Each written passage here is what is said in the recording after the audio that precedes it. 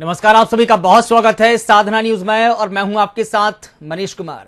मुख्यमंत्री डॉक्टर मोहन यादव की अध्यक्षता में हुई कैबिनेट की बैठक में कई प्रस्तावों को मंजूरी मिली है। एमएसएमई मंत्री चैतन्य कश्यप ने बताया कि मध्य प्रदेश में समान नागरिक संहिता यानी यूसीसी लागू करने की प्रक्रिया तेज हो चली है। इसके लिए जनता से सुझाव लिए जा रहे हैं। यह प्रक्रिया 30 जुलाई तक पूरी की जाएगी, जिसके बाद आगे की प्रक्रिया या कार्रवाई की जाएगी। वहीं मुख्यमंत्री डॉक्टर मोहन यादव विधानसभा के सेंट्रल हॉल में आयोजित पूर्व मुख्यमंत्री बाबूलाल गौर की जयंती पर पुष्पांजलि कार्यक्रम में शामिल हुए। जयंती के अवसर पर सीएम ने उनके योगदान का पुण्य स्मरण किया। वहीं मुख्यमंत्री डॉक्टर मोहन यादव ने मंत्रालय में लोक स्वास्थ्य और यांत्रिकी विभाग की समीक्षा बैठक की। देखिए खास रिपोर्ट।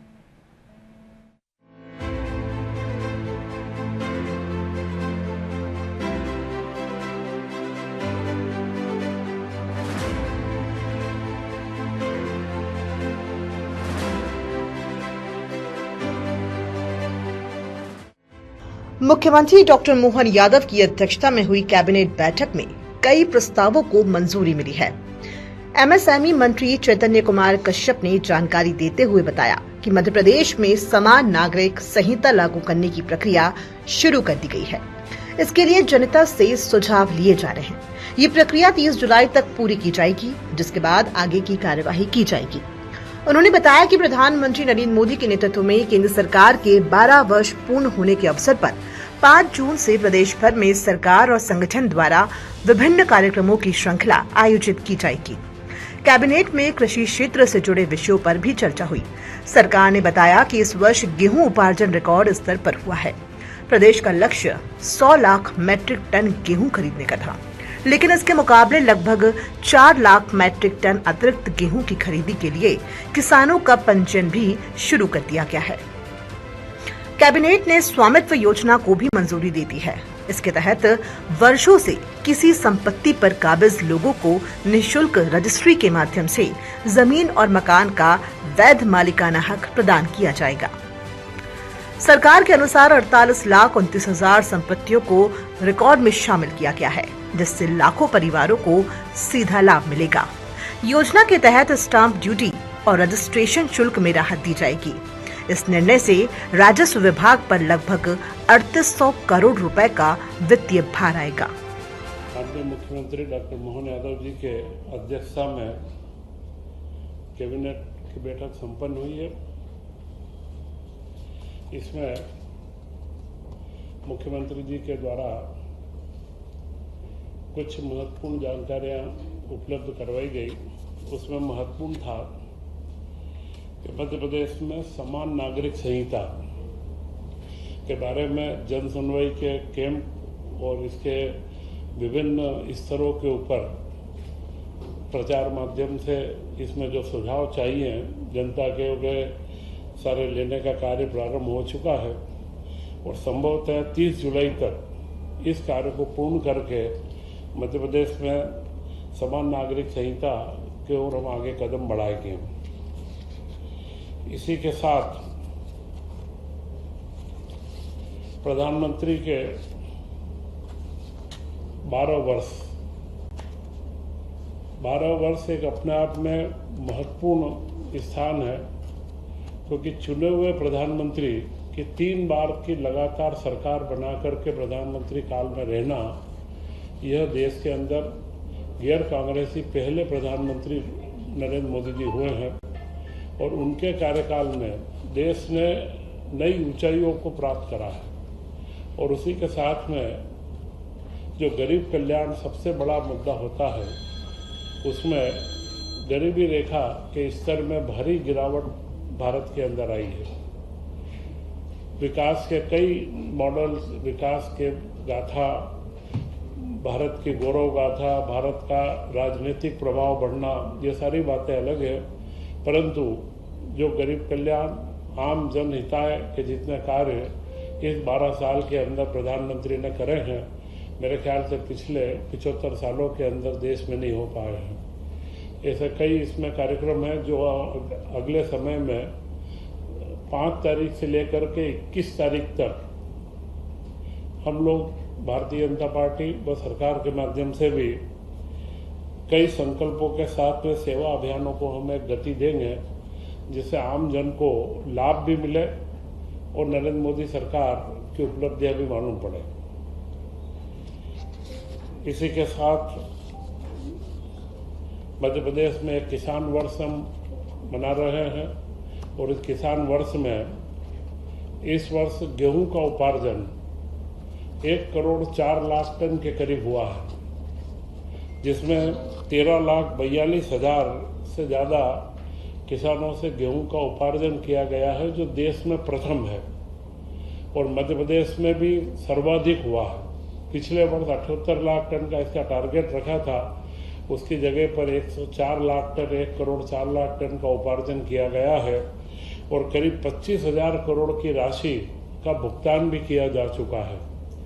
यह एक व्यवस्थित मैनेजमेंट या प्रबंध का एक अच्छा उदाहरण भी पेश हुआ है और इससे और खास करके लघु व सीमांत किसानों का सर्वाधिक उपार्जन इस बार सुनिश्चित हुआ है। गेहूं उपार्जन में 10 वर्षों का सर्वाधिक ये है। कोविड में थोड़ा सा हम लोग पीछे रह गए थे, परंतु इसका पूरा उपार्जन हुआ है। और पंजाब के बाद मध्य प्रदेश लघु व सीमांत किसानों के अंदर नंबर 2 के ऊपर आ रहा है। मूंग व उड़द का रजिस्ट्रेशन भी प्रारंभ कर दिया गया है और उसका सही समय पर उपार्जन प्रारंभ कर दिया जाएगा।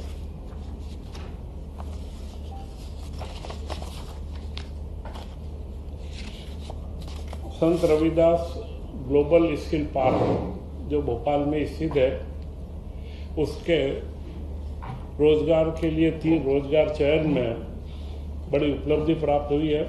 3 बच्चों को हंगरी में रोजगार उनको अवसर मिला है और वे हंगरी में जाकर के अपना कार्य प्रारंभ कर चुके हैं और स्थानीय स्तर पर तो नियमित रूप से वहाँ रोजगार का कार्य चल रहा है।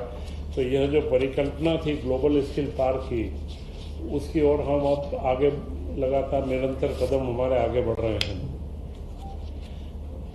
इस वर्ष कृषि वर्ष के अंदर ही मध्य प्रदेश को मूल मिल्क कैपिटल बनाना, मुख्यमंत्री डॉक्टर मोहन यादव जी ने जब से कार्यभार लिया है, वे गोवंश और मिल्क दूध का, क्योंकि किसानों की आमदनी खेती के अलावा अन्य उपक्रमों से बढ़ाना यह सबसे महत्वपूर्ण है। और मिल्क कैपिटल बढ़ाने में बड़ी अच्छी उपलब्धि हुई है, जहां पर 9-9.5 लाख लीटर प्रतिदिन किलोग्राम दूध प्रतिदिन का औसत था, अभी वह 11 लाख किलोग्राम से ज़्यादा हो चुका है। तो करीब 10% की वृद्धि दूध के कलेक्शन के अंदर सहकारिता के माध्यम से हुई है। और मुझे लगता है कि यह जो मिल्क कैपिटल बनाने का जो एक संकल्प मुख्यमंत्री जी ने लिया है, उसकी ओर एक बड़ा महत्वपूर्ण कदम है और लगातार इसमें निरंतर वृद्धि होगी और किसानों को खेती के साथ में अन्य आमदनी के जरिए भी उनके बढ़ते जाएंगे। जल गंगा संवर्धन अभियान, जिसमें 2 लाख से ज़्यादा संरचनाओं के अंदर कार्य हुआ है और करीब 6,330 करोड़ रुपए की राशि इसके अंदर खर्च की गई है। और यह जल गंगा संवर्धन में देश के अंदर मध्य प्रदेश का प्रथम स्थान है।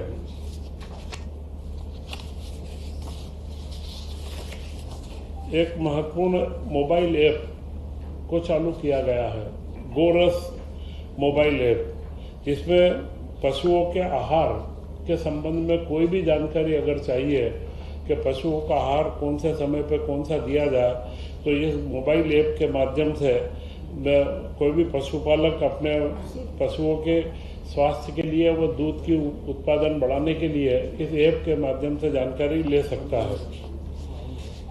इसी के साथ में मुख्यमंत्री पिछले दिनों धार में सरस्वती लोक के भोजशाला का जाकर के वहाँ उन्होंने दर्शन भी करा और वहाँ पर सरस्वती लोक बनाने का पूरा संकल्प उन्होंने घोषित किया है। और अब वहाँ पर लगातार देश विदेश के पर्यटकों का आना काफ़ी बड़ी संख्या में प्रारंभ हुआ है। तो मुझे लगता है कि सरस्वती के प्रति व हमारी शिक्षा व्यवस्था का भी एक बड़ा महत्वपूर्ण जो भोजशाला का 1000 साल पुराना हमारा इतिहास है वह आगे बढ़ेगा और सरस्वती लोक बना करके जिस तरीके से महाकाल लोक में जो आज पर्यटकों की या दर्शनार्थियों की संख्या बढ़ी है उसी अनुसार सरस्वती लोक में भी लगातार इसमें वृद्धि होगी। प्रधानमंत्री जी की महत्वपूर्ण योजना पीएम सूर्य घर योजना, तो पीएम सूर्य घर योजना में अभी तक 40 लाख घरों पर रूफटॉप पैनल स्थापित हो चुके हैं। वो आगे भी हम इसमें लगातार 6 लाख घरों तक में जाने के प्रयास के अंदर थे, पर यह योजना एक महत्वपूर्ण योजना है जो लगातार आगे बढ़ रही है। और इसी के साथ ये सारी सामान्य जानकारियाँ थी। कैबिनेट ने आज एक बड़ा महत्वपूर्ण निर्णय लिया है और वह निर्णय है जो केंद्र सरकार की स्वामित्व अधिकार की योजना थी, जिसमें पूरे गांव-गांव के अंदर ड्रोन से व सैटेलाइट के माध्यम से इमेजनरी लगाया गया। इसके बाद में उनके पट्टे अधिकार पत्र बनाए गए, क्योंकि ग्रामीण क्षेत्रों में जो आबादी क्षेत्र घोषित कर दिए जाते थे उनमें बरसों से जो हमारे किसान भाई बहन हमारे रहते थे उनके पास कोई पट्टा या ऐसी कोई अधिकृत उनके पास में दस्तावेज नहीं होते थे। तो उसका एक प्रधानमंत्री के द्वारा जो स्वामित्व योजना का चलन था वो मध्य प्रदेश के अंदर पूर्ण रूप से 55 जिलों में किया गया और उसमें करीब 48,32,000 निजी संपत्तियां चिन्हित की गई, जिनके स्वामित्व प्रमाण पत्र भी तैयार हुए और 19 लाख से ऊपर शासकीय संपत्तियां उसमें चिन्हित हुई है। परंतु इसमें एक महत्वपूर्ण समस्या आ रही थी कि जो प्रमाण पत्र दिया जा रहा था वो बैंकों से लोन लेने में आम आदमी को उसमें तकलीफ थी, क्योंकि बैंक को लोन लेने के लिए जो बंधक में चीज़ें रखती है उसमें उनको रजिस्ट्रीकृत पंजीकृत दस्तावेज की आवश्यकता होती है। उसी के लिए मध्य प्रदेश सरकार ने उसमें निर्णय लिया है कि हम सारे 48 लाख ही जो लाभान्वित हमारे जो जिनको पट्टे प्राप्त जो रजिस्ट्रियाँ प्राप्त होनी है उनको हम रजिस्टर्ड दस्तावेज देंगे और उसका कोई भी भार उनके ऊपर नहीं आएगा। यह पूरा निःशुल्क रहेगा और इसमें पंजीयन शुल्क, पंचायत का उपकर व अन्य जो भी कर लगते हैं वे सारे के सारे राजस्व विभाग वहन करेगा। इसके ऊपर 3800 करोड़ से ज़्यादा का खर्च राज्य सरकार पर आएगा, परंतु उसका हम बहुत जल्द कंप्यूटराइजेशन और प्रोग्रामिंग करके जो रजिस्ट्रीकृत व्यवस्था है और हर व्यक्ति को एक रजिस्ट्रीकृत दस्तावेज प्राप्त होगा, जिससे वो उसके ऊपर बैंक लोन लेने के अंदर उसको आराम रहेगा। यह मेरे ख्याल से पूरे देश के अंदर मध्य प्रदेश में जिस तरीके की हमारी योजना और तैयारी है, यह एक मध्य प्रदेश देश के अंदर सबसे पहला राज्य बनेगा जो रजिस्ट्रीकृत दस्तावेज उपलब्ध करवाएगा। आज इसी के साथ में कैबिनेट में मेडिकल कॉलेज की 3 योजनाओं की निरंतरता 17,000 करोड़ की 5 साल की निरंतरता की मंजूरी दी गई, जिसमें 1200 करोड़ के नवीन कॉलेजों का निर्माण है और जो पीजी की पोस्ट ग्रेजुएट की सीट्स निरंतर बढ़ती रहती है, बीच बीच में परमिशन आती है और उसके लिए भी उसमें प्रावधान किया गया है। और मेडिकल कॉलेज से जो संबंध हॉस्पिटल्स हैं उनको संचालन के लिए 14,365 करोड़ रुपए रखे गए हैं। इंदौर के अंदर जिला न्यायालय भवन, जो मेरे ख्याल से मध्य प्रदेश में सबसे बड़ा जिला न्यायालय भवन पिपलियाहाना में बन रहा है, वह 626 करोड़ उसके पुनर्निरीक्षित अनुमान पहले 412 करोड़ को था, अभी उसके 626 करोड़ रुपए की राशि पुनर्निरीक्षित की स्वीकृत की गई है और बहुत जल्द यह न्यायालय का पूरा भवन बनकर के तैयार होगा और ये कार्य चालू हो जाएगा। इसी के साथ में इस बार एक महत्वपूर्ण निर्णय स्कूल शिक्षा विभाग में लिया गया है। 1ली से 8वीं तक के बच्चों को करीब इसमें 600 रुपये 2 ड्रेस के डीबीटी के माध्यम से दिए जा रहे थे, परंतु यह देखने में आया था कि बच्चे गांव-गांव में सुदूर छोटे छोटे से हमारे आदिवासी अंचल और मध्य प्रदेश की भौगोलिक संरचनाओं को देखते हुए उस तरीके का कपड़ा मिलना, ड्रेस का वो सिलाई के लिए बराबर व्यवस्था होना, इतना व्यवस्थित नहीं हो पा रहा था, तो इस बार ये निर्णय लिया गया है कि पहली से 8वीं तक के सारे बच्चों के लिए ड्रेस सिलवा करके दी जाएगी और उसमें टेंडर लगाए जाएंगे। और महत्वपूर्ण निर्णय ये लिया कि उसमें मध्य प्रदेश के उद्योगों के द्वारा जो गारमेंट इंडस्ट्री हमारी है उन लोगों से चर्चा भी हुई है और उन्हीं के टेंडर करके और इसका ड्रेस को अलग अलग साइजेस जो रहती है सारा उसका वर्गीकरण कर लिया गया है। और ये ड्रेस अब की बार सिली हुई ड्रेस अब इस वर्ष उपलब्ध करवाई जाएगी। और मुझे लगता है साइकिल के भी उपलब्ध कराने से, पुस्तकें भी उपलब्ध कराने में इस बार हम सफल हुए हैं। तो यह ड्रेस भी हम बराबर वितरित करके पहली से 8वीं तक के समस्त बच्चों को यह ड्रेस हम लोग उपलब्ध करवाएंगे। इसी के साथ में मुख्यमंत्री जी के द्वारा मैं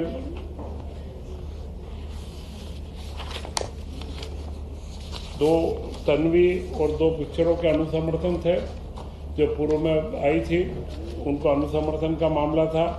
ये सारे महत्वपूर्ण कार्य जिनके माध्यम से मध्य प्रदेश की छवि एक प्रगतिशील राज्य के रूप में बने, इन सारे कामों को निरंतर गतिशीलता दी जा रही है। और मुख्यमंत्री डॉक्टर मोहन यादव जी ने इसमें प्रधानमंत्री को जो शुभकामनाएं प्रेषित करी है कि जो विकसित भारत की परिकल्पना 2047 की प्रधानमंत्री जी की है, उसमें मध्य प्रदेश कहीं पीछे नहीं रहेगा और एक विकसित मध्य प्रदेश के रूप में 2047 के अंदर मध्य प्रदेश भी एक विकसित राज्य बनेगा। यही महत्वपूर्ण मुद्दे थे।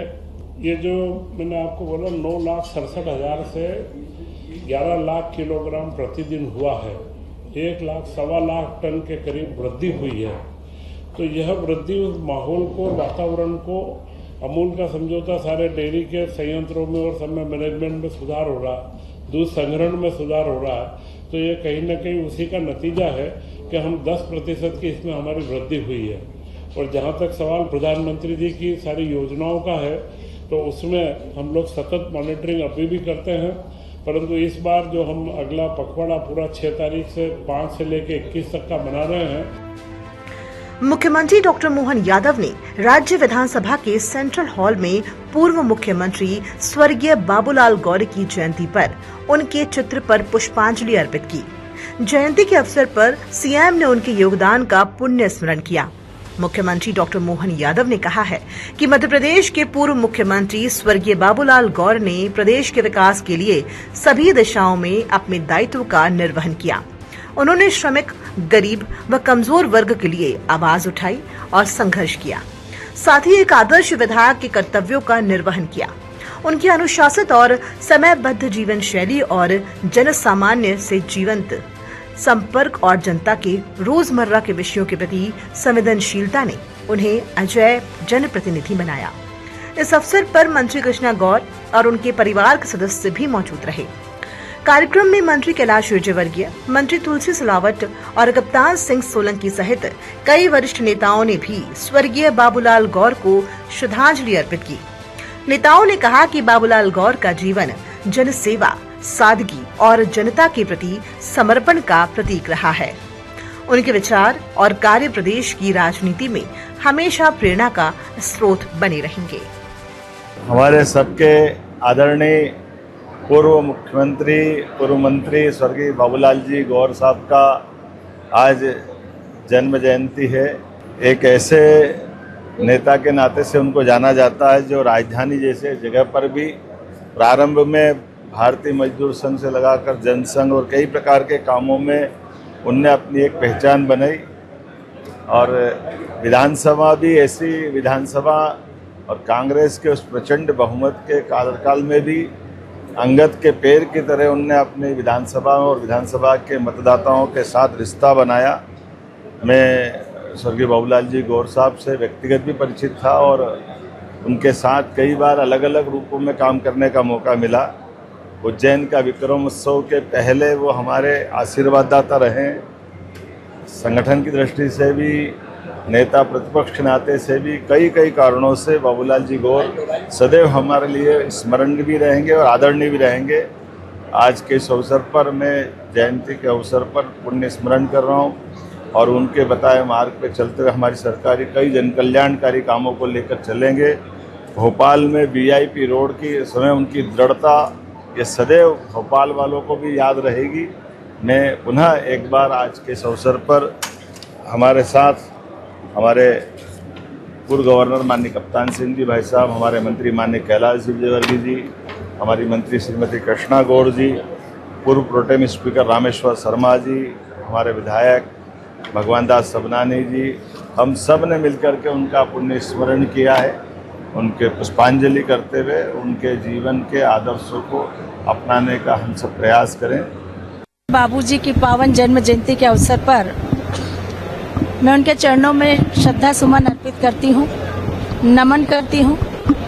आज विधानसभा के सेंट्रल हॉल में माननीय मुख्यमंत्री जी और सभी हमारे वरिष्ठ और सम्मानीय मंत्रीगण और सम्मानीय जनों ने पूजनीय बाबूजी को श्रद्धा सुमन अर्पित किए हैं।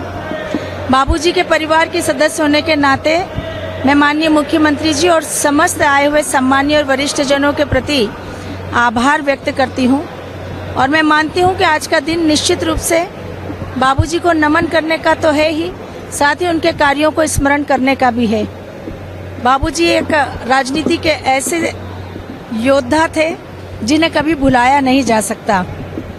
उनके कार्यकाल में मध्य प्रदेश की जो तरक्की प्रगति हुई वो वास्तव में सही अर्थों में इस विकासशील मध्य प्रदेश, समृद्धशाली मध्य प्रदेश की नींव रखी गई थी, जिस मजबूत नींव पर हमारे तत्कालीन मुख्यमंत्री आदरणीय शिवराज सिंह जी चौहान ने एक वैभवशाली मध्य प्रदेश को आकार देने का काम किया और वर्तमान समय में उसको और तेज गति देने का काम हमारे वर्तमान मुख्यमंत्री माननीय डॉक्टर मोहन यादव जी कर रहे हैं।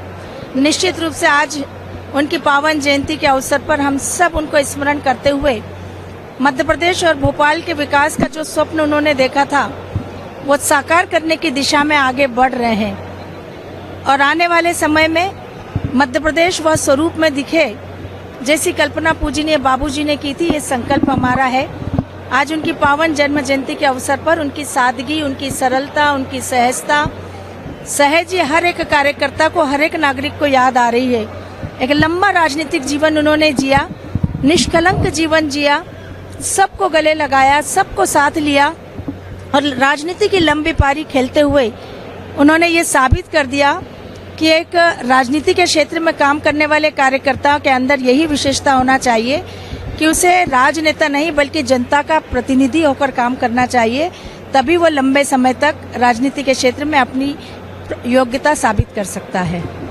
वहीं मुख्यमंत्री डॉक्टर मोहन यादव ने राज्य के लोक स्वास्थ्य और यांत्रिकी विभाग की समीक्षा बैठक की। इस महत्वपूर्ण बैठक में प्रदेश में निर्बाध पेयजल आपूर्ति और इससे जुड़ी विशेष रूप से चर्चा की गई। इस दौरान सीएम ने राज्य में गर्मी के मौसम और बढ़ती पानी की मांग के बीच सभी नागरिकों को शुद्ध और पर्याप्त पेयजल उपलब्ध कराने के निर्देश दिए। मुख्यमंत्री ने अधिकारियों को ये सुनिश्चित करने के निर्देश दिए हैं कि प्रदेश के किसी भी हिस्से में, विशेषकर ग्रामीण और दूर दराज के क्षेत्रों में पानी की किल्लत न हो और समस्याओं का त्वरित समाधान किया जाए।